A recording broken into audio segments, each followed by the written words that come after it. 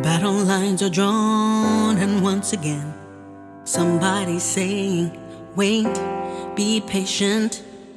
If they knew how long it would be before all people could truly hear freedom ring, I wonder which end of that moral arc would they choose. I wonder if more would have walked in his shoes. This is what.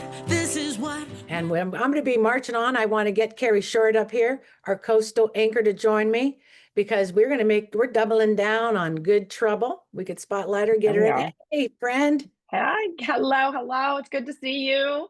Well, Everybody's great. recovering from their big day yesterday, I hope. Yeah, sweaty day. It was really sweaty if you're out there in the heat, for sure. But I want to say something about that song. Chris Matthews, it just spoke to me when we were framing up the show, and that we knew that we're all about making good trouble. And Chris has this, and CJ from Resisterhood helped with that film as well. But in the end, Miss Margaret makes an appearance. I don't know if you see her with the umbrella. It was great. And she's also, because she was in the film Resisterhood. So I want to bring that up because that was pretty cool. And just how I'd love to hear about everybody's doubling down or making good trouble, what they did. Let's talk about, well, people in the chat, let us know where you're coming in from, and also what you did to make good trouble. And I want Carrie to tell us, what was good trouble looking like for you? Wow, we did something new. We followed the lead of the Visibility Brigade, and we did Bridge Brigade in 3 different sites in Norfolk and Virginia Beach. We had pedestrian overpasses. So we were out there with our Elections Matter boat, trying to honor the legacy of Representative John Lewis and bring that message to folks. It's the first time we'd done it.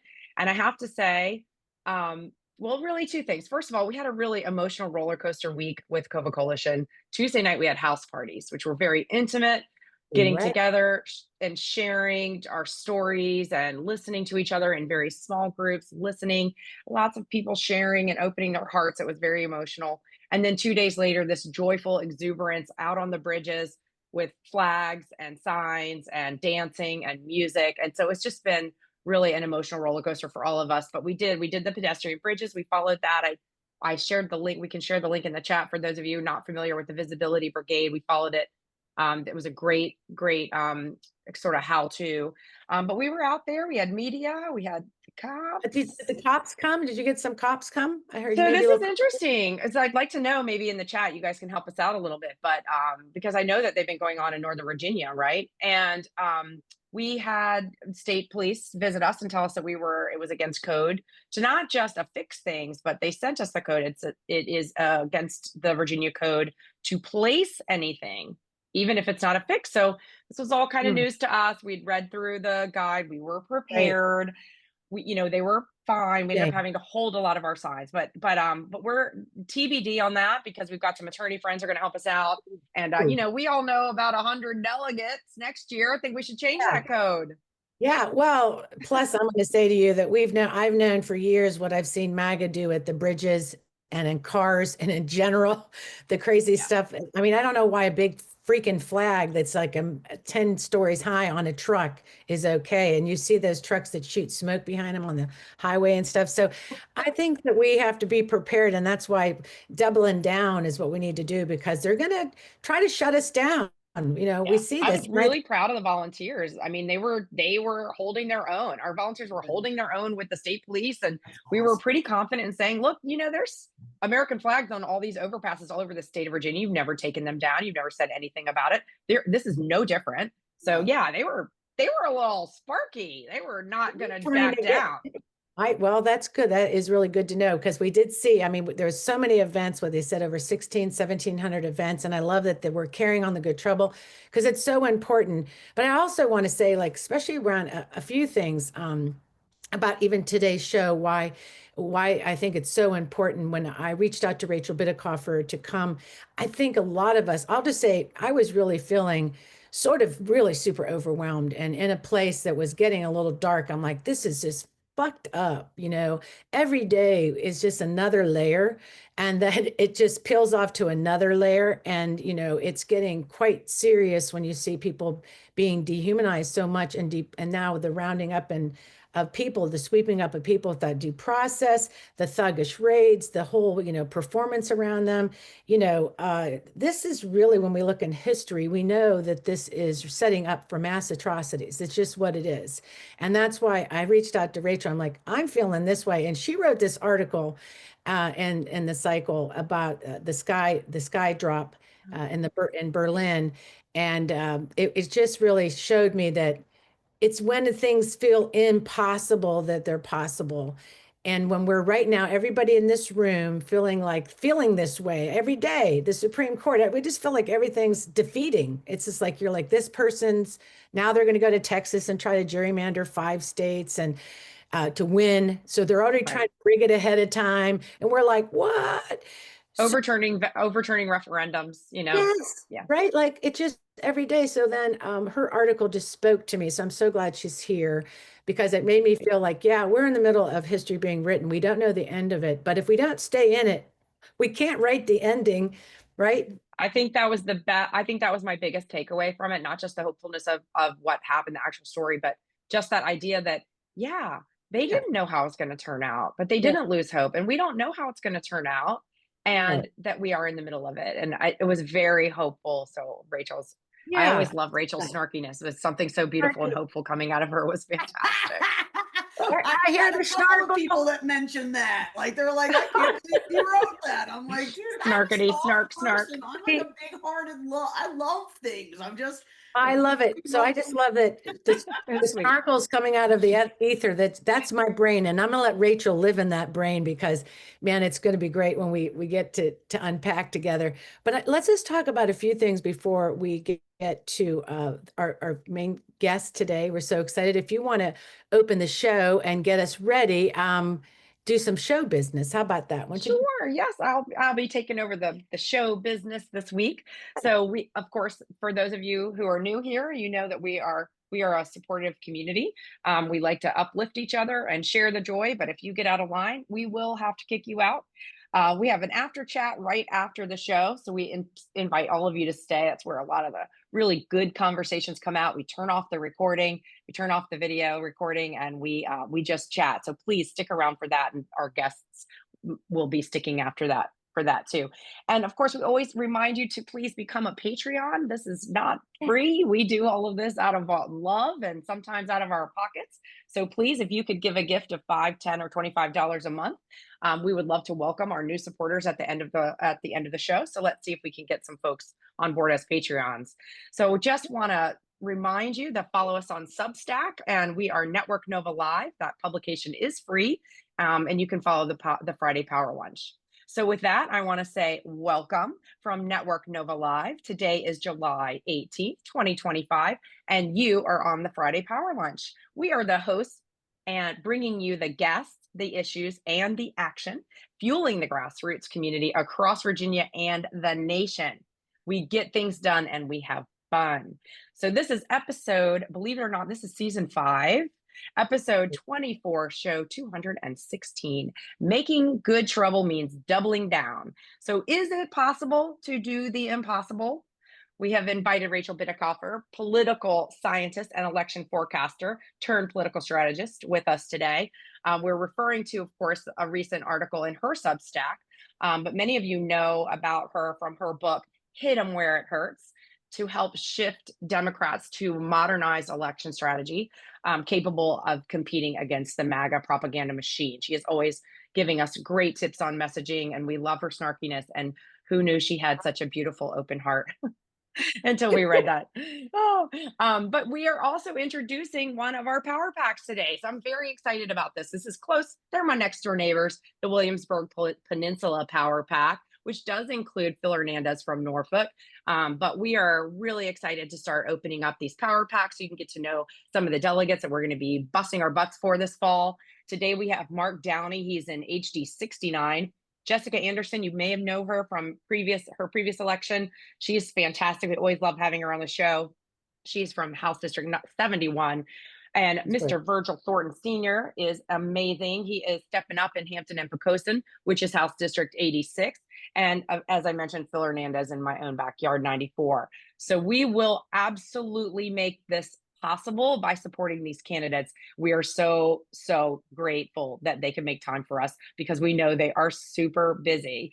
But right now I'm going to turn it back over to my co-host, Catherine White. And don't worry, Vanal will be here today. She had another obligation and she's coming in later today. So don't worry. Yes. But right now I'm going to turn it over to Fanal to get us started. To Catherine. It's okay. We look alike. We're sisters. Now, I thank you, Carrie, for that. Yeah, Fennell will be with us. She'll be interviewing the candidates. And she's actually working with the candidate, Liz Richardson. You know, Fennell ran an HD 100. And what I love is she is mentoring and helping and really leaning in hard. And that's what we need to do. So let's get to it. I'm so excited. Let's bring up Rachel Bitecofer and let's talk about doing the impossible, dude. Okay, I'm so excited to have you on. Yeah, that was my first like foray into that writing style. Yeah. And Tell us about that. Yeah, I have to say, like, I wanted to give people, I wanted people to know what I know. Because, all right, so background for everybody else. I've been also studying world history intensively, like a PhD in poli-sci, but history is different. So I've been trying to like mirror that education for 5 years. And, like one of the things that I've come to in that collective knowledge is how when history, we see history as history, we know how it happened, right? And you like go through the Blitz in Britain and you're like, oh my God, what it must have been like for contemporaries, for people who were living at that time period. And we have so many diaries, right? Where they didn't know the outcome and they sounded a lot like us, like, oh my God, we're all gonna die. like a lot of them did. Like we're just gotta keep trying. Like, we don't know that it's gonna work. And like the Skybridge story, it just hit me. I was reading a book about I'm such a nerd. I was, that's what I do in the evening is I study history. So I was reading a book about the post-war period in Berlin, and it mentioned the Skybridge thing, and I knew right away I had to share it with you guys, and I was really fearful that I wouldn't be able to do it because of my own voice is very different, but we did it. Yeah. By the way, I want to say, I would compliment you on that. Your writing style, you're right. It was just really wonderful by the way that you just brought the reader right into that place, right? So you did an amazing job, and it was an interesting shift for you. I didn't even really think about it that much, is that the story was so good and it brought me into this place of really where I needed to hear it. So it was really timely, because as I said to you when I reached out to you, I go, I don't know, I'm feeling like this is so impossible. Like every day. Catherine, you should know. I mean, that conversation is part of how I ended up writing that article, knowing that I needed to. Like, if Catherine's that down, I know I'm dealing with it, right? But like, I am surgeon-like. I'm able to like divorce emotion completely for this, right? And but it's still weighing on me. And I was like, man, I feel like I need to do something to get people to fight back. Yeah. Mm-hmm. Right. No, I know, because it's sort of where you really placed it. And I think that's where we are right now. It feels like just things are closing in, but then a little thing pops up once in a while, like a little popping thing pops up, like the Epstein files. And you're like, what do we do with this? What's happening? And I thought to myself, can this simple weird thing in this cult conspiracy world make a little light come through to say the emperor is lying to you, and sort of break some people off? So let's just go to some dishing on some Epstein file stuff. I didn't really want to start with there first, but let's just go there where we are when you're thinking doubling down on what we need to do. Yeah, I mean, this ties into a new piece I'm working on, which is how we are wired to not like the comms asymmetry that we have is because of the way we are wired. We don't want to look dumb. We don't want to sound hyperbolic. We don't want to be mean. We don't want to stretch norms, right? Like, so like talking about all that, but I mentioned that because Epstein is like, it is the issue. Okay. It's not just like he failed to deliver on no tax or tips, a policy fail. Like, I promise you this and I don't do it. This is sick and sad, but like in the MAGA mind and of mind of at least 15, 20 million people, we have been part of a party-wide Hollywood with pedo conspiracy ever since Pizzagate. Okay. And, you know, that was what Joe Biden was hiding. Like, we're all hiding and we're all part of this pedo conspiracy. I know that sounds insane, but it lays at the literal heart of the MAGA ideology, okay? And so even though it's stupid and, you know, weird, you guys can't possibly push the Epstein stuff enough, right? I mean, there's a lot of MAGA. I mean, many of them are going to swallow the sandwich. It might take a longer time for them to swallow this turd because it's a bigger turd than normal, but they will swallow it eventually, right?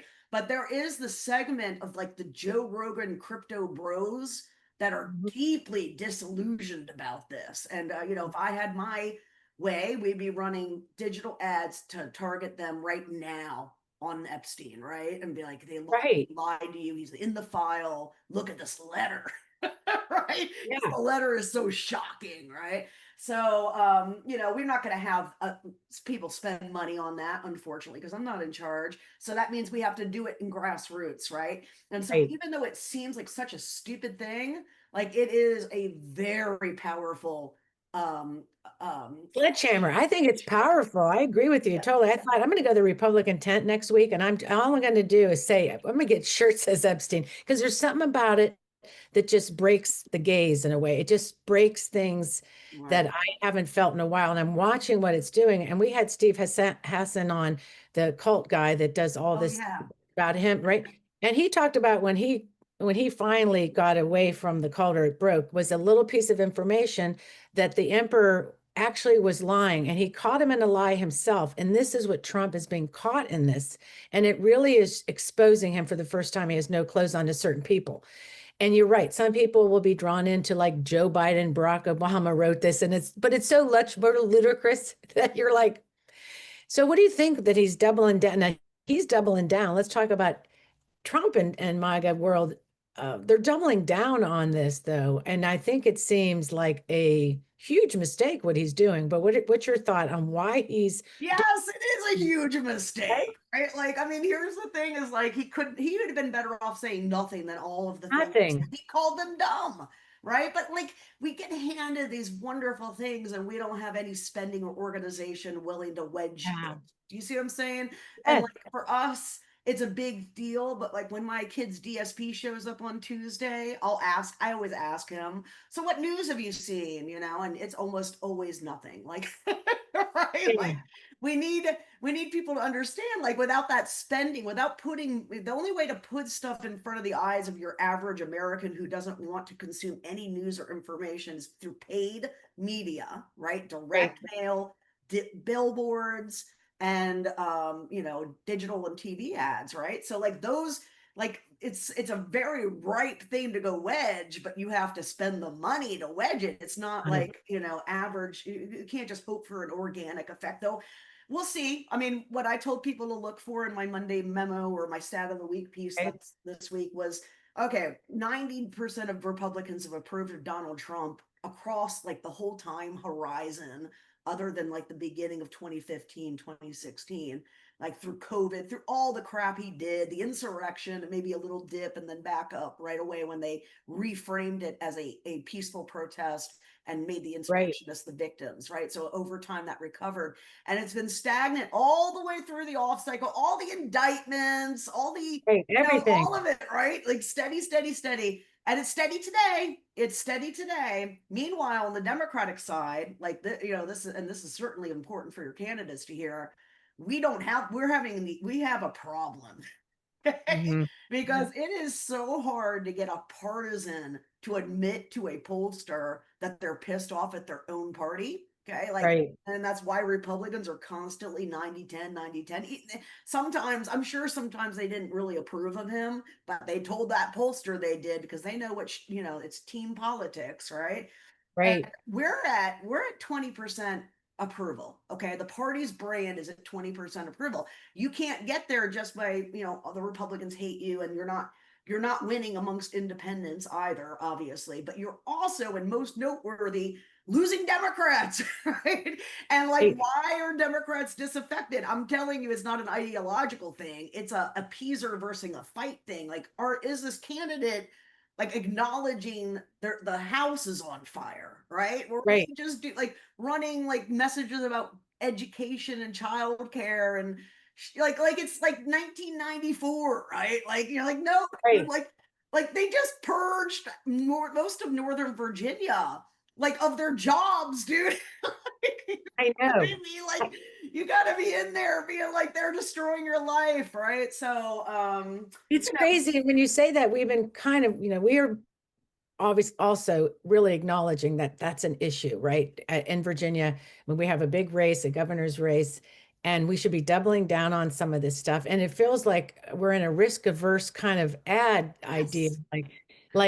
Just saw an ad run the other day. It's like, oh, I care about this, I care about that, and vote for me. And I'm bipartisan, the most bipartisan person out there. And I'm thinking to myself, oh my God, yeah, it's this not is not meeting the moment, right? And try being me, Catherine. I mean, I dissected the race in 22 against Tim Ryan and JD Vance, guys. And it's gotten richer since I wrote the book because JD Vance, of course, ends up 2 years later tapped to be VP. And when that tap happens, what happens, right? Flood of negative info about JD Vance. We find out he humps couches. He's on multiple podcasts talking about how women should serve him. Like so much oppo, okay? And the Tim Ryan campaign, they didn't run any of it. They never told Ohio about any of that. They sat there and let it sit there and ran about how great Sherrod Brown was and how bipartisan he is. Now, here's the truth of it, guys. Here's something that you can be happy about, right? The midterm effect and the fundamentals of in-party, out-party are the most important determinant to which party is going to have a cycle that's good or bad. And we're on an upswing because Donald Trump is in the White House, or Republicans in the White House, and not just any Republican, but that guy, right? So Virginia is set up to have a monster wave if it builds it correctly. But I would argue it's going to be a lot harder to build when the ads are about Democrats and how great they are and not hitting and napalming the Republican brand, right? And what we would want is that from the state delegate races up, that centralized messaging, just like they did in 21 with CRT. And if a candidate is wondering about what I'm talking about, please read the book because it walks through how they took an issue that wasn't even a real issue, let alone a public concern, right? CRT is something I had never even heard of until 2021 January when Christopher Rufo first started pushing it, okay? And by October, it's the main issue. Right? And not only are Republicans wedging it, but Democrats are doing defense. They're not even on counter offense. They're just, but it doesn't actually do that. And, Toni Morrison's a Pulitzer Prize winner. Whoopty shit, right? Like, exactly. Right. They won because they told white people they want to make your kids feel bad about being white. That's what CRT meant to the end user, right? And so, to me, it's like, okay, you guys are going to win and you'll hold that majority, but I want like 6 or 7 more seats in that house, right? And I want the 3 statewide to outperform Northam because Northam again also benefited from this effect. And in 2017, he got 9 points. It was a 9-point ultimate margin, right? So I feel like, and Abby is incredible, right? She's an incredible candidate. It's not her, it's the campaign consultants telling her this is what you do. And yet we just saw Tester lose on that. We saw Sherrod Brown lose on that. I mean, it's lose, right? And I really, it's funny. You weren't at the summit, but Tom Bonnier was there, and this couple of fellows you may know. We talked about some of what we saw in 24, and they said exactly what you said. They held back any negative stuff until late in the game, maybe ran nothing till the very, very end, right? Yeah. There was a lot of that. So it is really important. I feel like there's this risk averse thing going on again, and it just drives me crazy. But these consultants that actually did that are the ones people are still listening to. I don't really understand how all that operates, except I don't understand either. All I know is we need to move on. Play. So I want to double down on this a little bit. I also want there is so much to talk about to Virginia voters about what is happening in their lives. I mean, you don't meet anybody here on the street that hasn't been impacted, right? So there's so much that you can do to Yes. get people off the fucking couch and get animated about voting. And I think that's the point where we need to get in people's heads about is about this election and get that fire in them to get up and get out, right? Yeah, I mean, Winsome Sears in her last run, like they put out a direct mailer of her with an AK-47 Yeah, or right? AR-15, dude. Like, go send that thing. Make sure Northern Virginia sees that, or your district, if you're running in a House district, sees Yeah. like this woman is nuts, dude. Like, That's and just, taking the food out of kids' mouths, and yeah, especially in Virginia, the impact for the Medicaid is going to be huge on families. And talk about economics. And you probably heard that Virginia went from first in business to fourth in business, and that for me would be something I would be putting out immediately. Super huge. You took us from first to fourth place. Where are they going to take you next? To the yeah. gulag? I mean, here's the other thing though. Right. Virginia like waited a long time for Medicaid expansion, but it Yeah, did expand. 19 And now those are the people who are going to lose their health care. So, billion. that's Mhm. so somebody put in a comment about Denver and he's 100% right. It's Epstein and Medicaid, right? You guys have That sounds like a medicine. I got everything in Medicaid. you guys have like the most potent issues to go wedge, right? And Yeah, like I say in the book, the voters are just not that into you. They're into the D and the R on the ballot. Most of them will never even know your name or care who you are. And I know that's yeah, hard to hear as a candidate, and it counterflicts with what it feels like on the stump, but it's the truth. So you want your brand up and their brand down, right? And this is a right. huge opportunity to brand Republicans as bad for Virginia, right? Bad Yeah. for you. They're Bad for business. working Americans off their health care. That who's losing Medicaid? Don't focus on poor people. Find some dude that is Medicaid expansion. He works 80 hours a week and he gets his shit from Obamacare, and make the campaign about this one guy. Don't use Right. numbers. People don't absorb numbers. Find one person, and that's what they did at CRT. They had that one mother, and it was Oh, like, the one mother with the book with oh, with the hands. oh She's yeah, so anxious because like her kid read a sex scene in a Toni Morrison book. Like they right. understand how to manipulate emotion and the power of the antidote over large data. So those Right. are some tips, just straight off the board for Please, those people. are good tips. But I want to, before we move on, because I don't know if you'll be able to stay to the after chat to answer questions, but I'm hopefully we'll. happy to stay if people Yeah, want to I ask me do. Yeah, questions. I Yeah. I do want one part of your article that really just sort of captured me, because I think a lot of times people are saying, what's the end game in this? Like, what, all this shit that's going on? You see that the Paramount merger and Steve Colbert losing his show. You see the PBS, the NPR, the libraries, anything good, anything that makes us healthy, happy society being just ripped away. And you have to say to yourself, what the hell is the end game here? And so in your mind, when I read your article, you talked about the Nazism, the what you have seen. You kind of contrasted what you're seeing. I'd like to take a few minutes to talk about what we're looking at and what it's not, sort of also. But that purification thing really spoke to me. It made sense to me after you made that analogy that stripping all that stuff away that makes us good is really what we talked about in purifying ideology. Can you explain that a little bit more? Yeah, sure. And this is referring to yet another sub. I've been writing a lot via You have been. Hume, and I'm like, yeah. Anyway, so I've been writing a lot, and that's a second piece I wrote about. So here's the thing, okay? Before I studied World War II and did this 5-year history odyssey, like I too thought it was, you could never compare anything to the Holocaust. And when I thought about the war, really, I Right. thought about the Holocaust. I thought about the intentional That part of gas it. chamber, industrial sized murdering of the Jews. And, that's kind of how I think we're all cultured and raised in America, to not talk about it's a singular event. You talk about it only in the context of what it occurred to. And, you know, when I first started thinking like, man, this shit Trump's doing looks like fascism, I think, right? Like it's not conservatism, because conservatism is like, you know, free trade and like, hate Russia and blah, blah, blah. What is it? I want to feel better. I'm going to go read some shit about the Nazis, because then I'll feel better, because I'll be like, oh, it's not like that, right? And then I start reading it and I was like, oh my God. Yeah. Like, A little and Nazi like, like. you know, obviously the key difference is the focus on anti-Semitism, right? But here's the thing, like and Trump has Jews, like Stephen Miller is Jewish, right? Like it's so Right. weird, He's the right? worst. But that doesn't mean it's not fascism. In fact, fascism in Italy there was no anti-Semitism at all in fascism in Italy. Right. Eventually they ended up under control of Germans when they capitulated to the Allies, and then they deported the Jews, but it was not part of Mussolini's version of fascism, the Spanish fascism, right?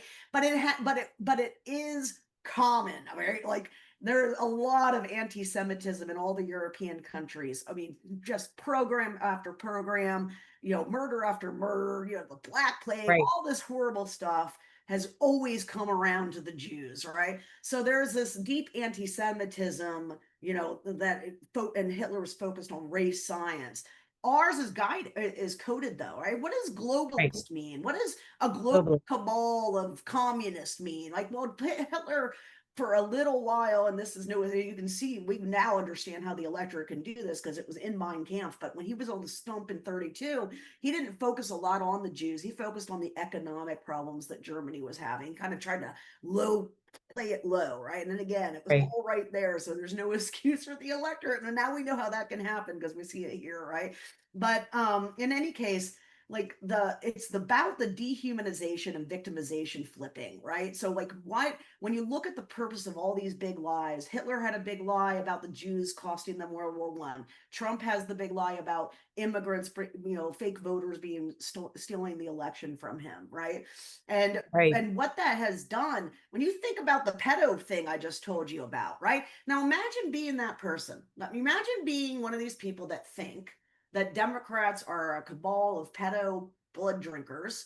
And, you know, then like radical action to stop that might start to seem not just sane, but even needed, right? Like if you believe the things they say about us, right? And unfortunately for us, you know, 30, 40 million Americans do, right? And what it's about is like that way when they do horrible things to you, and you can see this playing out with immigrants right now, right? Well, they're not human, they're subhuman, they're vermin, they're invaders, right? Them, like it's about that way they could open alligator Alcatraz. That way they could kidnap people off the strip. I mean, they just kidnapped an American citizen from that farm. He's like, I'm legal. They took him anyway. 3 days in the pen. He was a vet, right? Like that kind of stuff you can't do unless you have flipped the victim card upside down. And so they think they're the good guys, right? And they're convinced of this. I mean, if you watch or work in MAGA media at all, you'll see this all the time. Like we're the bad guys, they're the good guys. They need to stop us because if they don't, America's going to be destroyed, right? And that's wild, right? Because they're the ones that are destroying America. But yeah, it really goes to show how many when you strip fascism down to its elements, you know, Trump is very fascist. Yeah. Very good. Yes. Well, I want to continue this in the after chat. I know we're going to bring up the candidates. So I think a lot of good questions maybe to candidates. We do have more. I see Forrest Miller and different candidates in the room. So this would be a great to have you. Since we didn't have you at the summit, we can do a little tutorial in the after chat. There you go. I mean, I definitely would love to talk to all those candidates at some point. So that'd be great. Yeah, that'd be great. Okay, stick around. Oh, for now, I thank you for being back, and I'm going to hand it right over to you, getting to the power packs. Wonderful. Thank you. So I am thrilled and delighted. But before we get to the power packs, Dennis, I would love for you to bring up Virginia Grassroots Coalition, because I want to talk a little bit about the power packs, but I want to talk about it, bringing in the coalition. So we are so excited about the power packs. But it couldn't be done without the Virginia Grassroots Coalition and all the work that Louisa and Teeman do, and especially Dennis. And so we thought that we should take a little ride through what Virginia Grassroots is so that you guys can see how fantastic the Power Pack is going to be. So when you take a look at this, if you guys haven't played around in this, and I know that most of the folks in Virginia probably have played around it to some degree, but for those who have not, it is worth taking, just 15 minutes or an hour just to go into the Grassroots Coalition and take a look. Dennis, if you would, what I'd like for you to do is if you would just sort of click before you go anywhere, just underneath where it's elections and legislation and groups and resources and coalition, if you'll just click down on any one of those, click down on resources. Okay, that should just sort of be mind-boggling to everyone to see the amount of resources that are in here, the amount of information that is available to you that you also get to see about the candidates. If you would also click, Dennis, on legislation. This is pretty powerful too. So when you think about how you might help a candidate or what's going on in your community, or if you're trying to think about opposition research or things that you might do, just take a look at the amount of time and effort that has gone into providing information about the legislation that is happening in Virginia and also statewide, nationally, national legislation.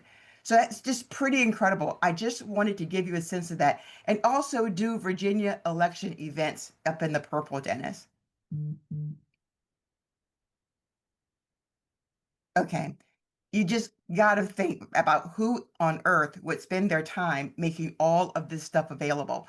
So if you were here and you were thinking about, geez, I want to do something, but I don't know what I want to do, and I'm not all involved with Virginia, but how do I do it? It's all here. So if you just sort of think about it as no one can do everything, you got to choose a lane at some point. And if you wanted to choose a lane on something to do in Virginia, this is where you can choose a lane. But the lane that I want you to be most interested in is our power packs. So Dennis, click on the power packs. And so if you were to ask anybody what a power pack is, all of us would probably tell you something a little bit different. But as long as it was positive, it's probably right. If someone says something negative, they probably got it wrong because it's not intended to be anything but something positive to help us win back in Virginia and also to help as many candidates as we can. And so we do that by looking at each of these power packs, and we're going to look at one today. We're going to do the Williamsburg power pack. And what we do is try to figure out how do we equalize and how do we give additional bandwidth to these candidates. And the other part that's so good about it is we provide pretty good information about the district. You understand what's happening in it. And it's really an opportunity for the candidates when the opportunities present itself for them to share their resources and knowledge too.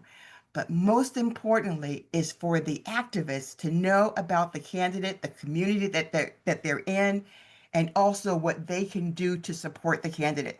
Some candidates might not leave a lot of support. Phil Hernandez is in a really blue district, as you can see by the color coding here, and he might not need a lot of help, but he might be able to provide some really good coaching or feedback or something or nothing. We don't make people be part of a power pack, but it should be an advantage for someone to be part of one. And the way that I always think about it is you're either going to win or you're going to move margins in a power pack. And you're going to be able to provide help. Activists will know what resources they need. We even have, Dennis, if you'll roll up and show the supporting organizations that support our power packs. Look at that. Postcards for Virginia. Oh, for Silver Panthers. I see Miss Georgia on the phone. Indivisible. There's all kinds of organizations here and groups that you can be a part of or individually to support the people in the power packs because typically they need help. And as Dennis said, you can sign up to support one of the organizations or to support a power pack, which is pretty awesome. So that's really all I wanted to say about the power pack. Dennis has it color coded. You can see Phil Hernandez is blue. Virgil and Jessica are both purple. And we're going to talk about that a little bit because that means it's pretty awesome an opportunity that they're like in these districts that are purple. And that means that they are flippable. They're toss-up seats. Jessica will think a little differently because hers was so close. Pharmacy. Okay, sorry. I mean, I'm on a call, but And then we've got Mark. So I think that does it in terms of what I wanted to talk about with the power packs. let me But turn down now, Oh, geez. Okay. So now if we can bring up Jess and Virgil and Mark, that would be awesome. Hi, Jessica. How are you? Hi, good. How are you? I'm doing good. They're going to bring up your other teammates too, and we're all going to have a really good conversation about, I want to make sure you understand the power packs. I think you do. I've seen pictures of you with your power pack, so I think you understand the power of the pack. Hi, Mark. How are you? And Virgil. Doing great. So, Good morning. good morning. It's Morning, fantastic to have you Pastor. guys. So, Yes. first of all, you guys are all in the power pack together. Do you guys all know each other? Yes. Absolutely. Absolutely. Pretty awesome, because there's probably some tips that you can give. Jessica's been at this before. Mark, you've been at this before. Virgil, this is your first time, right? First time. Yes. First time. So I Third wanted, time's a charm. So yeah, Yes. the third time has got to be a charm. And so I wanted to sort of talk a little bit. Well, I'm going to give you guys an opportunity to talk about your race. And then I've got some really fun questions for you that I think the group would be interested in hearing, because I sort of like see the power packs as sort of like, what is that thing that they do in football? It's like fantasy football or something, and you sort of pick your team. Well, you get to pick your pack. And so, but we wanted to pick all of our packs. We chose 9 power packs because we can't do everyone. And this really is an opportunity this year to see the effectiveness of the pack. And so that means how well our activists engage with you, what information you need. The first thing that I'll tell you is that Rural Ground Game has a Slack channel that they're going to have people staffed in it. And when you have questions about whatever, you'll be able to go to that Slack and just ask a question and they'll be able to provide the answer. And if I remember correctly, I think that there will be some kind of little contest for the first folks to go in and actually ask a question to the Slack. So I'll make sure that since you guys are first, that you will get the Slack channel information first. And perhaps you can get maybe some texting done or something done because you were first to ask a question in the Slack. So here's where we'll start. Jessica, I'm going to start with you because you're sort of old hat at this. So tell us just a couple minutes about your campaign and a little bit about your path to victory this year. Absolutely. So, hi, everybody. I had the privilege of being on this show 2 years ago when I ran against Delegate Amanda Batten the first time, and lived in Virginia all my life. Grew up in Newport News, actually, and moved out here. Started in New Kent, landed in James City County, but have been in the district for over 25 years. I have 3 daughters that I've raised here as well, that 2 are still in the public school system. I work in the public school system in the front office of a local elementary school. Journey here was kind of interesting. Someone who was, single back in 2014, newly singled with 3 young children, navigated social safety nets, learned some very hard lessons about how they are not built to, really support and help people better their situation. Again, my job in the school system opened my eyes to the massive disparities in this community, even though a lot of people on the outside looking in think it's wealthy and well-to-do and we have all the things and we don't. And I wanted leadership to actually understand what their community looks like.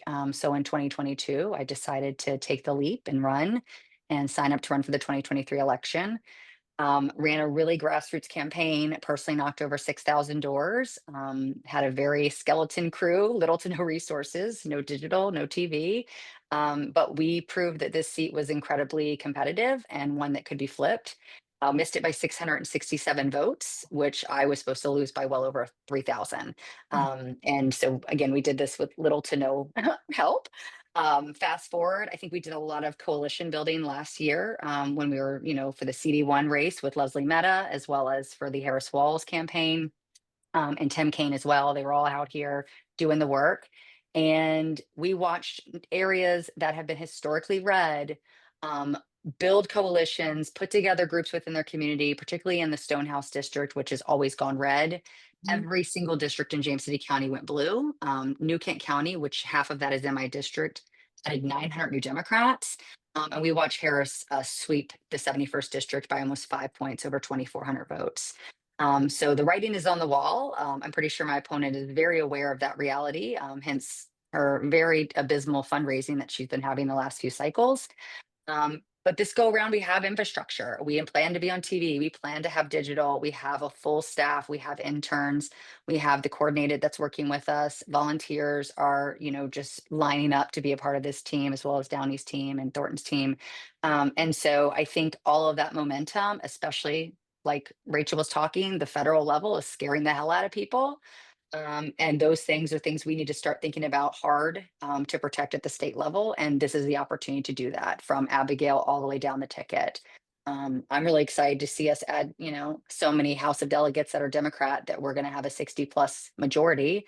And we have a Democrat on all 100 delegate seats, which is historic. That hasn't happened in 30 years. But the great thing about that is we are finally going to have some true data to show some of these more red districts how less red they've become. And so I'm excited about seeing those outcomes and having some pretty awesome turnout for Virginia this year. Very good. And you're right. Harris won your district 52-47. And that is just the kind of data that Dennis makes available for us so that we can look into these districts and really understand what's happening to get you really excited about how you might contribute to that. So Mark Downey, you said the third time's a charm. So tell us a little bit about yourself, because remember, this is like, this is fantasy football, but it's fantasy PowerPack. Yes. Well, happy to see everyone on this call today. I'm Mark Downey, Dr. Downey. I'm a pediatrician. Kids call me Dr. D. So, we're using that as our main focus for our campaign. We need a doctor in the house to fix all the problems that are happening in Richmond and at the federal level. So I think, I ran twice before in 2019 and 2021 in a lot of the areas that overlap with Jess's campaign this time around. And I think, we started turning the tide back then. I was anticipated to lose by 18 points in 2019 and only lost by 6 percentage points. And even in 2021, a bad year for everyone, I closed the gap from 12% to 10%. And in this district, the 69th, which is just outside of Williamsburg in York County and James City County, again, two of the counties that trended blue, where everywhere else in the state and the country trended red. Tim Kaine almost won this district lost this district by only 50 votes, and Trump only won it by 1%. Wow. And with all the military and veterans and young families that live in our neighborhood, that's our path. I spend time on the door saying they're coming for Medicaid, they're coming for your SNAP benefits, they're coming for your VA healthcare, they're coming for childcare. That's what people are worried about. That's what my patients and their families are worried about. The cost of childcare, the cost of preschool is more than a lot of college tuitions. So I think, in particular in this area, that we have lots of young families, a lot of very heavily engaged voter turnout in our area. This whole peninsula is usually some of the top turnout areas in the Commonwealth. We have opportunity. We do the work with all our allies, all our support. We can, win my district, win Jess's district, and then, as you'll hear from Virgil, we'll win Virgil's district and turn the entire peninsula blue, so we can look a little bit more like Nova. Yeah, I think that's exactly right, Mark. I think I heard some of what Rachel said. I know that you went to Billy Ray's meeting as well. And so you understand that there's a needle that you thread there, and a way that you talk. You have the data, so you know where they are, so you know where to go and get your voters. And I think one of the most important things that I just continue to say is we have to tell people where the monsters are. We have to tell them who the monsters are. We have to tell them where they are. And we have to tell them what the monsters do. And Republicans have been very good about that. Rachel talked about that, calling us all kinds of things that scare people. Well, we can tell them who the monsters are too, but we can also tell them what our vision is in terms of what we want the country, what you want the district to be.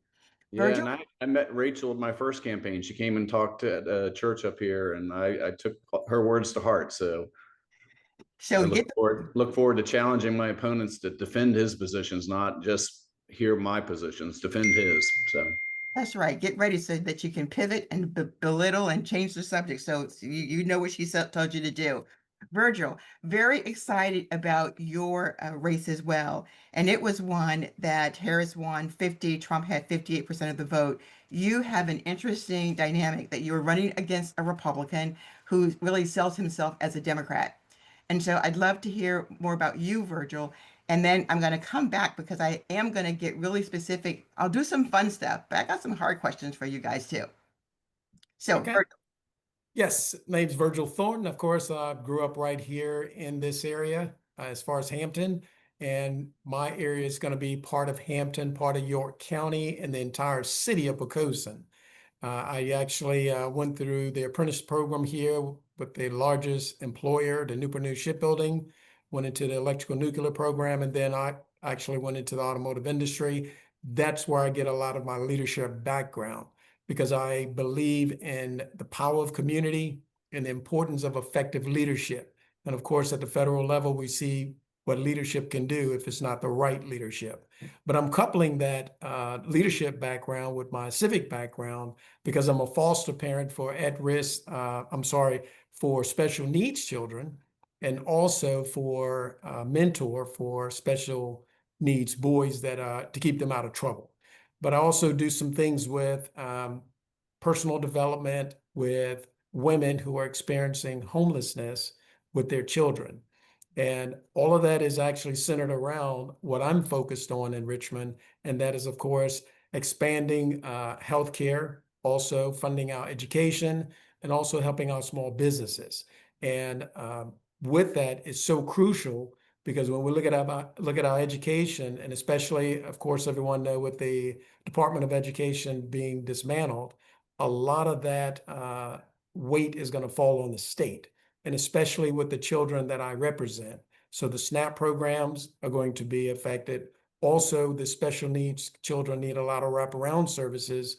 Those are going to be affected. And a lot of my population that I actually represent are in Title I schools, which those are going to be affected as well. So it's a lot of things that our community is going to be affected by from the federal level. As far as our concentration on the strategy, as far as winning, as you stated, of course, my opponent does act somewhat as a chameleon in Hampton. He posed himself, excuse me, as a Democrat, basically, because he wears the blue and the light blue tie, and his signage are blue and white, but he doesn't put his identifier that he's Republican. Then when he goes to Pocosin, which is predominantly red, 85% with the 87% turnout, which is huge. Now he has his name on his signage, no picture, signage red and white. He puts Republican on the signage. So our goal is to definitely identify him with this party and all the issues that come with Youngkin and all the issues that come from Trump. And of course, identify me as the Democrat. And of course, being a D+3 area, as far as our district, we understand as far as the middle of the roader DPIs is where some of our focus need to be, being in a purple area. And of course, bringing out our base in Hampton, of course, with our higher DPI, and then the same thing with York, again, going after that middle roader. And those are the things that we're putting in place to win this race. So that's perfect. So I hope that this fantasy Power Pack has really encouraged people to want to support them. All of their information will be in the chat. I hope that you guys can stay with us for the after chat. It has been fantastic to meet you. I know that I want to work personally with all of you. So that should hopefully give some people some inspiration. So guys, thank you so much. And I hope that you can stay for the after chat. Yeah, me too. Great seeing Jess last night. We saw each other at the rally. Nice to meet you, Virgil. And Mark, good to see you too. I was down, I was talking, I made some friends. A good thing about showing up, I made 2 new friends I think I saw Danielle come into the room, but I met her last night. She's in Williamsburg, and I'm like, I found my friends to knock doors with. So when you show up, even if it's a little late and it's hot out, yeah, I met some really 2 great women that I'm going to come down and get into action with. So it was great to be there last night with all the honking. But for these candidates, and when I knocked last time, Mark, you weren't in that seat in 23. And I was like, Now to see him back again is cool. So yeah, I so know. I was yeah. going to say what's really exciting is that no one was in the seat in 23. No one ran, and Mm. so to Jess's point about having all 100 seats, we're in them. That's pretty awesome. So that's already an advantage. So great news. Yeah, and Right. Kimberly, Definitely shows strength of the party for sure. Definitely. yeah, and I want to say a special thank you. We got two members I saw, new patrons, Judith Lechner became a backer, and also Allison Carl Smith. Thank you, thank you, thank you. That's awesome. It's great to have people supporting us. So I know, any last thoughts before we wrap up and go to the other side? No, I'm excited about the after chat. I want to say, first I of all, hope the candidates can stay. I do too, because we're going to talk more. And I totally am so excited about your Power Pack discussion. It was so good, by the way. And it's the first of many to showcase the Power Packs. So I want to make sure that next week, everybody knows we're going to have a great show with all the immigration and deportation, and let's just say dehumanization going on. Virginia has been doubling down on, deporting, rounding up people. We know that there's a lot of stuff happening in Chesterfield that is going on with people showing up for cases and being rounded up. So there is a spotlight on Virginia with that. So we are going to have Monica Sarmento here, Executive Director of the Virginia Coalition for Immigration Rights, Sam Russell of the House delegate that's also running, but he's here more to talk about our brand and then what we can do about that. And we also will have the Chesterfield Power Pack. So it'll be really interesting to talk to Leslie Mehta, Jonas Eppert, who else? Dougherty, Lindsay Dougherty, and Deborah Gardner. Deborah Gardner. All right. So thank you, patrons, for supporting and believing in us. It means a lot. Follow us on Substack, and we are going to get ready to go to the other side and have a lot of fun. So let's go.